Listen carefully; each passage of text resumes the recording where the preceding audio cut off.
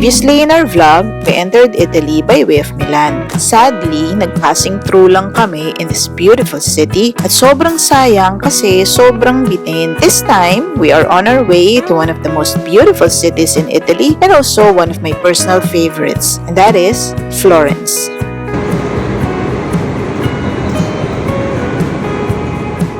Bago ang lahat, pakita ko muna sa inyo ang hotel na pinagstayan namin. And honestly, sobrang happy ako sa hotel na to. Abangan nyo na lang ang room tour ko probably at the end of our Florence episode. Hey guys, nandito ako sa hotel namin and ito yung street. Wala, nag-ano lang ako sa bintan. Nakikita nyo ba yung mga dumadaan? Yan ang view. Ayan, sarado ko na. Lalabas kasi kami. Lalabas na muna ako. Ayan. Okay, that's room 21. Ito yung hallway. Nasa second floor kami. Walang lift. Breakfast. Ayan, 7:30 to 10. Tara na. Stairs ulit. Ba't may mga sako-sako dito? Pero ang ganda niya. Teka, wait lang. Ayan, para siyang para siyang sa Emily in Paris. Apartment building siya. Na lumang building time. Pero ano siya? Paano kaya ito binubuksan? Press? Oh, yun pala, push. Door must be closed at 10 p.m. Wow, ang ganda naman dito. Tapos, teka, wait lang. Nasaan ang... ayun, ang aming... Ayun, yung nakabukas. Ayan, yung nakabukas nga na yan.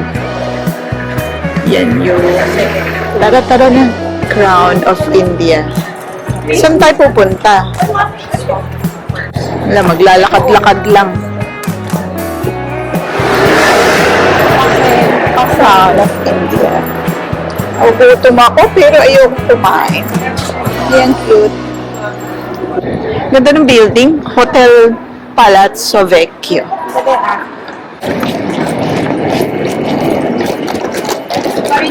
Santa Maria Novella. Ayan. Tapos dito tayo. Dito. Mag-aabang tayo ng bus. Bus din ba?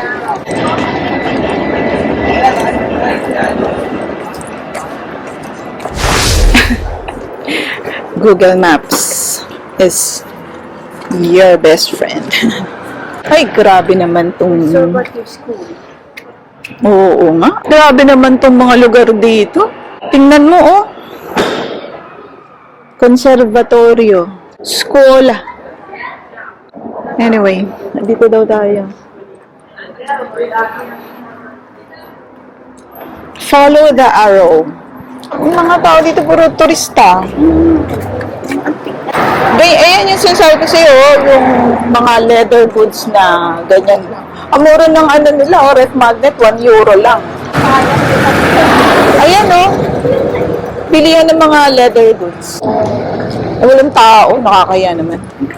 Ay, ba? Ang leather goods? Bong?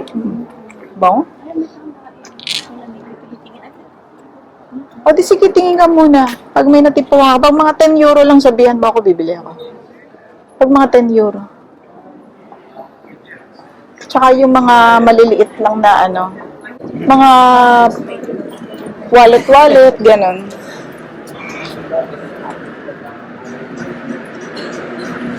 Ang bango. Amoy ano? Gusto mo? Ha? Ikaw, hindi ako bibili ha. Ikaw yan. Kung bibili man ako wallet, para kay Ice. Ang bango ng mga leather dito. Ay, ang ganda niya, no? Pero hindi ako bibili, ah. Baka kalain mo bibili ako. Presyo.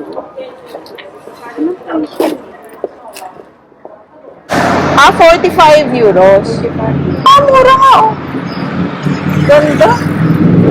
Mabili na naman kami ng shopping. Hindi, kasi ako, talagang, yun daw ang gusto ni Ice. Yun, yung wallet na card holder. Silang dalawa. 20 euro lang naman, mo na. Papakita ko. Ay, ang dami na rin pala dito.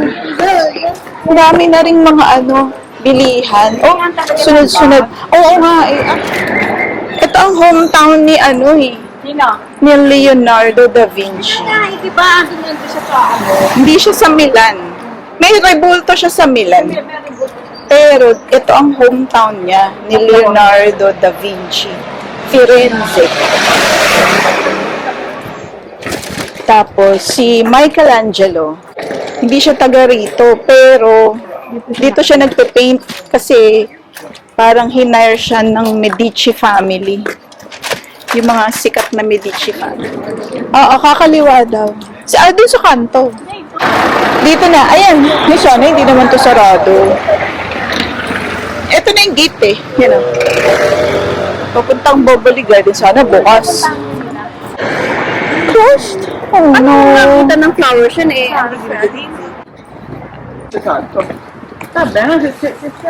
Museo Giardino di Boboli. Open Air Museum. Closing 1910. 7? Oo. 7? Baka Sayang. Uy, mayroon pang rebulto dun, Close siya ngayon. Mura lang naman yung entrance, 10 euro lang. Pero mukhang maganda. Entrance at 10 euro. Pero mukhang maganda siya. Kaya lang, wala na. Uwi na tayo. Sayang. Good morning guys from Firenze. Ito yung hotel namin. Ayan, Hotel Monica. And yan yung room namin. Hindi ko siya hindi ko siya nasara. Hindi ko rin yung curtain. Hindi ko nasarado yung curtain. Okay lang naman. Kitang-kita nila yung kalat namin. Pero anyway, ano bang street ito? Faenza Street. At pupunta kami ng Duomo or yung cathedral ng Florence. At maglalakad lang kami and isasama ko kayo doon. Mag-inaw nga. 10 degrees di ba? Tapos mamayang alas 12 to 20. Yan yung unang hotel na binook ko. Yung Hostel Arquirosi. Ayan. Pero ano siya hostel, yung mga capsule hotel. Not capsule, but dorm. Dorm siya. Ay, sumobrang taas naman. Ayan. Dorm siya. Yan yung unang binook ko. Tapos dito, meron ding madaming hostel. Mia Casa. Hostel Mia Casa. Ano din siya. Tapos, yung nadaanan natin kanina, yung Hotel Mario, na ang may-ari din ay yung Hotel Monica, yung pinag-aanohan namin. Eto, another hotel, Porta Faenza. Wow, ang ganda. Wait lang, tingnan natin. Ang ganda, guys. Yan. Ganda, no? Ayan. At itong building na to, gusto kong pakita sa inyo. Yan, yan. Yan, ganda, no? Dire-diretso lang daw yung Duomo. Santa Maria yata yun? De Fiore? Santa Maria de Fiore. Hotel Nella. Ang daming hotel. Dito sa street na to, Faenza, ang daming hotel. Liit ng kalsada. Uy, wait. Ang ganda nito. Teka lang, Chet. Picture lang ako dito. Ang ganda eh. Dami ring mga ATM machine. Nahahagip ba ng camera ko yung ATM machine? Ito din, may hotel din. Pero parang mas malayo to sa train station. Ito mga kainan, guys. Cinema pa sila dito, di ba? Siak Cinema. Galing naman ito. Wow.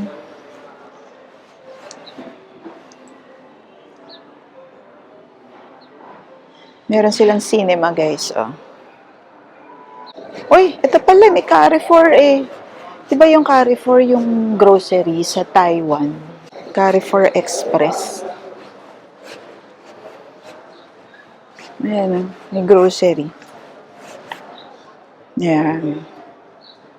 Grabe. Nakikita nyo ba yung mga architecture dito? Ang galing, diba? Madami ding mga souvenir shops. Kung allergic kayo sa smoke. Dami nagsusmoke dito. Wow! O ito, meron na namang tindahan ng leather goods. Ayan. Wow, ang gaganda. Pero nakabili na tayo kahapon. Kaya huwag na tayong mamili ngayon. This must be the gelato place. Pero parang sarado pa. Ito mga malalaking hotel na to. Yung mga bigger hotels, mga mas magagandang hotel siguro itong mga to.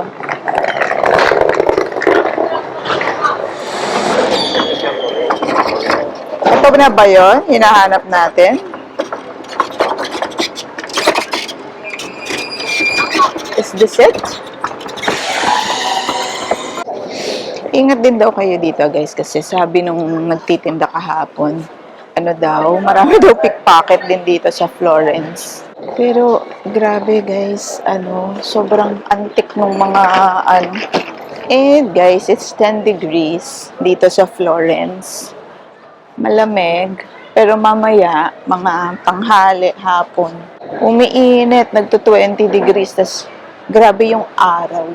Eto na, this is it. Teka, dito nga ako. Ay, sorry. Masasagasaan pa eh. Guys, eto yon. Pero kasi, hindi ko ma-appreciate kasi nakikita ko siya lagi sa malayo. Eh, eto yung malapitan. Tingnan nyo, oh, ayun yung parang bell tower. Yun, oh.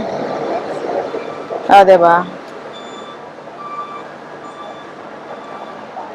Hanap tayo ng magandang spot para mas ma-appreciate. Ayan yung tindahan ng mga leather goods. Kung saan huminto si Kuya. Ayan.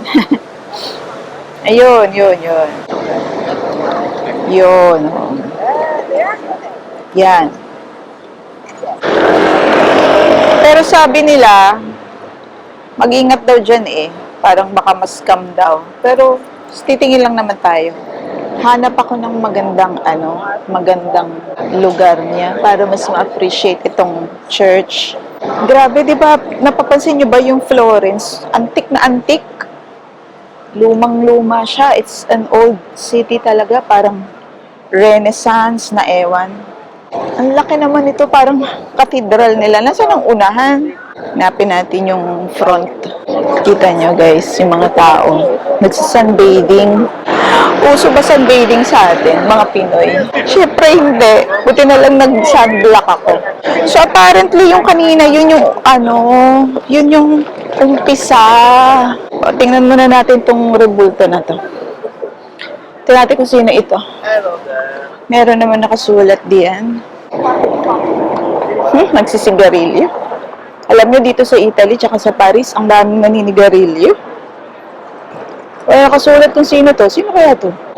Hahanapin ko na lang guys at aaralin ko kung sino to para ilalagay na lang natin sa caption. Hindi ko malaman kung paano ko magpapapicture guys eh. Napakalaki niya. Hindi makuha yung kabuuan. Diba? Hindi makita tuloy. Grabe guys, ang daming mga turista. O, kita nyo ba? Yan, mga group. Mga tourist group. Mamaya pupuntahan natin yung leather goods ha. Parang intramuros guys, no? Joke. Yan, dito. Dito ako magpapicture. Dapat yung kapatid ko pumunta dito. Pumwesto lang ako dito kasi parang siya yung may magandang itsura. Kasi napakalaki nga niya pag malapit, di mo ma-appreciate. Tapos, natatakpan ng signage. Piazza de San Lorenzo. Yung plaza na yan na maraming turista. Piazza de San Lorenzo. Pero ito, 15th century pala ito. 15th century dome. Diba? Yung dome. Tapos may bell tower nandoon. Tapos ang laki-laki ng complex niya. Ang ganda. Sabi ng kapatid ko, pwede daw pumasok sa loob, kaya lang may bayad yata na 12 euro. Kaya hindi siya pumasok. Baka may tumatawid. Kanina, muntik na tayo, yung motor. Ang daming turista. O, diba? Tapos yung mga turista, ini-explain. Samantalang tayo ay, hello Google. O, diba? Nag-google lang tayo. Mas okay yata mag-picture dito, pero against the light. Ayan, o, may upuan. Grabe, doon sa kabilang side, ang daming tao. O, parang dito sa Firenze daw, may mga Gothic style. Parang combination ng Renaissance tsaka Gothic style. Wow.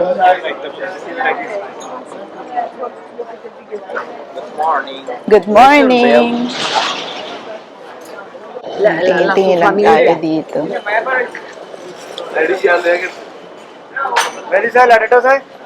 Wow.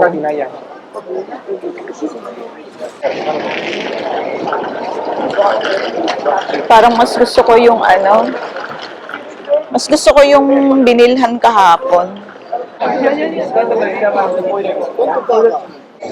Puro mga jacket na dito. Wow. Ayun yung bag mo. Tanungin mo dyan kung magkano. I'm just gonna ask, okay? How much is this? This one. Para contante or carta? Cash, cash? Cash, yeah. 55. Oh, 55. Okay. How much can you? No. I'm just, okay. I'm just, mas may quality yung sa'yo. Ito na pala yung Mercato. Diyan tayo kakain. Kung kakain tayo, maganda yung quality nung sayo. Hindi, maliit. Tsaka pwedeng nga lagyan ng pwedeng lagyan ng, teka wait lang, ito ask ko to. Pwedeng lagyan ng stamp. Yes, I'm just gonna ask, okay? How much is this? Very cheaper. Cash. How much is that? 25. 25? Very cheap. Let me see. I sell 65. How do you? 25. Which color like? I'm just gonna look, okay?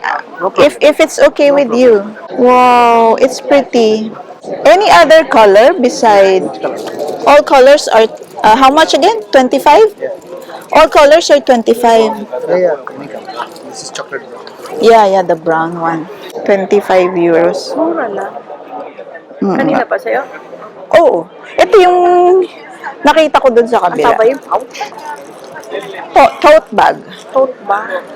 Is it made in Italy? Oh, ang ganda. Ayan, no, made in Italy. Rappelle made in Italy. Leather. Genuine leather, made in Italy. Inside out. All leather. Look. Do you? No, don't do that. No problem. It might destroy. Might destroy, don't do that. No. Look. Look. Take it. It's more burnt.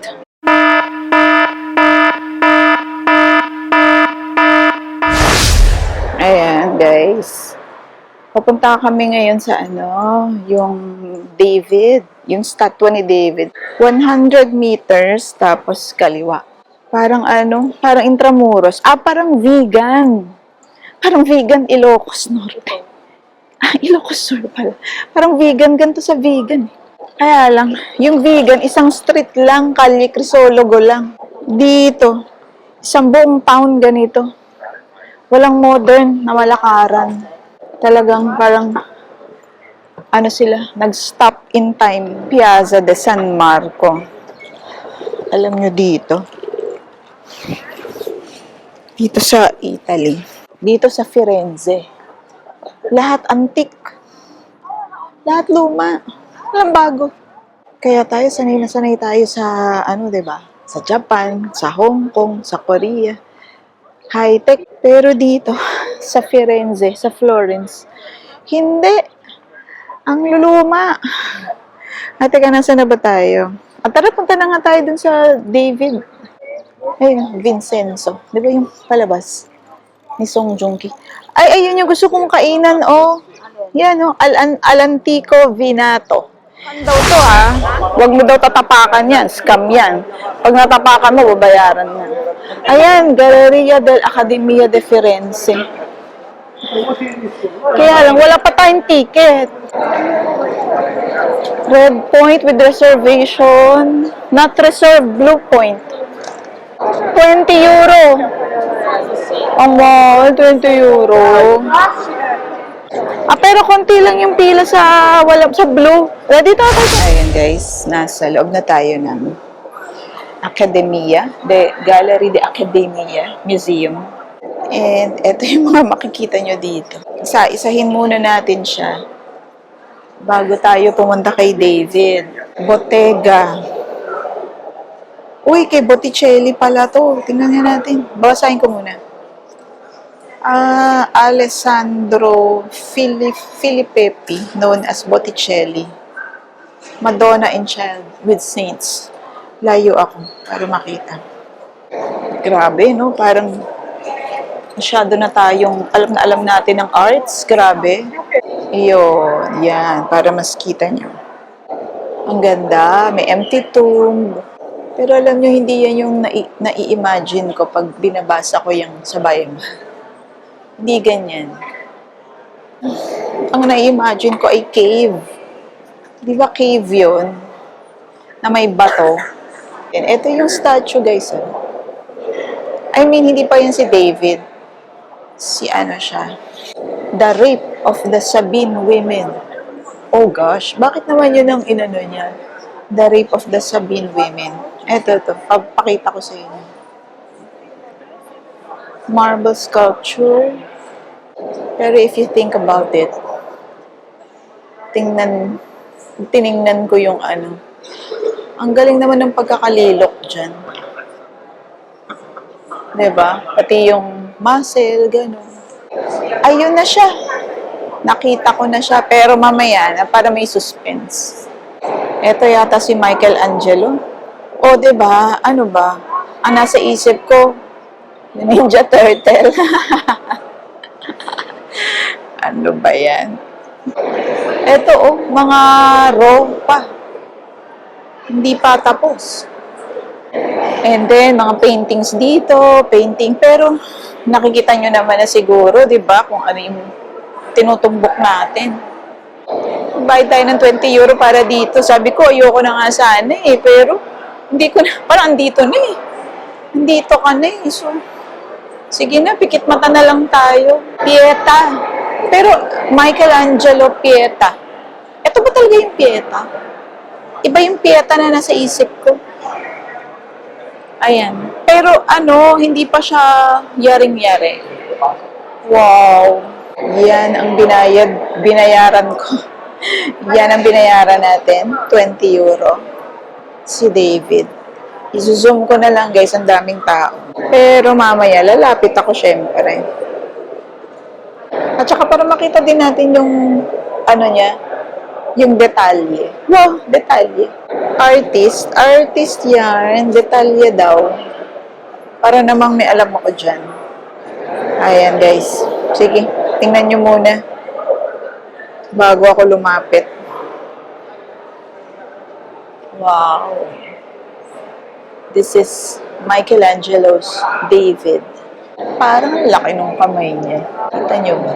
Parang ang laki nung yung right hand. Parang ang laki ng kamay. Ayun yung kamay, di ba? Parang ang laki. Pero tingnan mo naman yung abs. O, di ba? May abs. Grabe yung muscle. Kitang-kita. Sino kaya model ni Michelangelo dyan? Alam nga ba naman, in-imagine lang niya yan, guys. Siyempre may model siya dapat dyan kasi nililok niya Curly hair pa. O, diba? Pero grabe, ang pogi naman ni David. Yung legs, parang yung muscle ng legs, yung muscle ng thighs, parang hindi masyadong defined. Kasi syempre pag ganyan ka buff yung tao, 'di ba? Yung torso, ang buff o 'di ba? Kitang-kita mo yung muscle sa abs, pati yung sa may ribs, kitang-kita. Tsaka syempre yung gastrocnemius, mamaya tsaka yung paa, yung daliri. Mamaya pupuntahan ko yung likod. May upuan din dito din tayo. Ayun. Ay, hanep. Ang ganda naman ng likod. Parang meron siyang strap. Yun yata yung slingshot niya eh. Ito yung ano eh, yung hindi ko alam kung kakatapos lang niya makipaglaban kay Goliath or bago. Pero anyway, story time lang. Kwento ko lang sa inyo. Siyempre, nabasa ko lang din naman to sa Google. Bali, ano pala to? Dumating yung malaking bloke ng marble nung mga 1400s. Hayaan nyo na sila guys, nagdadaanan sila eh. Tapos, may mga kinomission na artist na yun nga, gagawa nga ng something dun sa malaking bloke. Tapos walang tumanggap.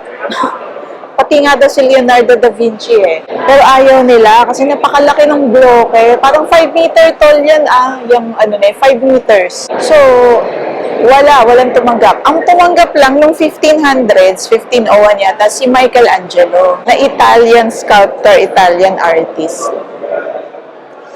Tapos, ayun na nga. Ayan, dito na nga lang muna sa mukha ko. Pagtsagaan nyo na nga lang muna yung mukha ko.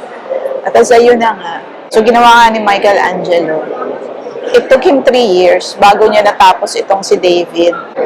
Tapos, nung umpisa, nakalagay siya dun sa yung katedral. Pero ngayon, ito ayan mismo yung original. Original yan guys hindi yan copycat, hindi yan duplicate.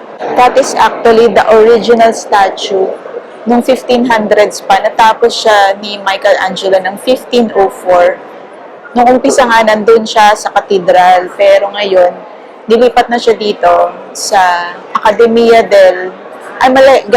de Academia. Galing, di ba? Parang ang surreal kasi nakakakita ko ngayon ng 500-year-old statue. 5 meters tall itong Statue of David. At ang gumawa nito ay si Michelangelo. Meron lang ako nakita, guys. Kita nyo ba yung ugat? Ang galing din itong si Michelangelo eh. Ayan kita nyo ba yung ugat? Yung sa kamay I mean yung sa arm, sa braso. Ang galing, di ba? Ayan, kita niyo yung ugat.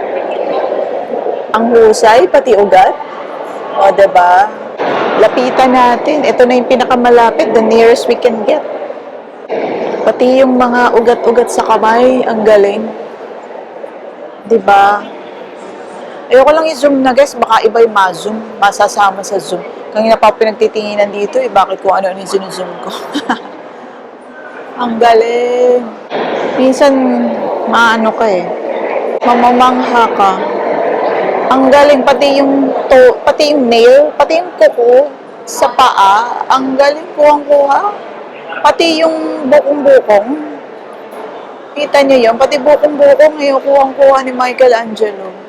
Tsaka pati yung mga, yung sa knee, yung sa tuhod. Di ba may mga buto-buto yun? Ang husay. Ay, wag yan. Yan. Di ba pati yung mga ugat-ugat sa kamay, kuhang-kuha. Ayan, sige. Tingnan naman natin tong iba dito. Actually, alam niyo, ganap akong toilet Toilet na naman. Mahirap ang toilet dito sa Italia, tsaka sa Pransya. Ayan, yung iba yung pang makikita dito sa gallery.